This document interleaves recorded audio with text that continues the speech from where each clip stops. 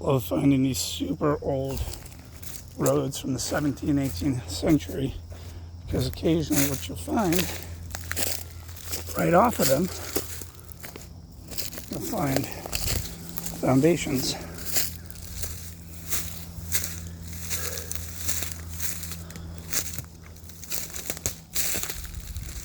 Beautiful. So this could have been the basement, so to speak. Step wall. I see sun concrete there. Oh, this is interesting.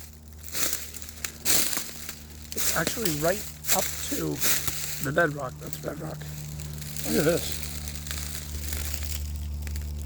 I can't tell if that's drainage. No, that just got washed out. Huh.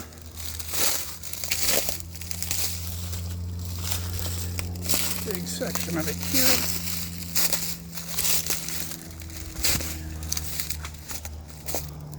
Wow. It's pretty. And then this here. Cultures on top of cultures. This carved up is a prop boulder. I can see the little support pieces it's on. All kinds of work done to it. And then there's another foundation right here. I know it looks pretty disorganized. I don't know what that was. That might have actually been some sort of animal pen during sheep fever, early 1800s.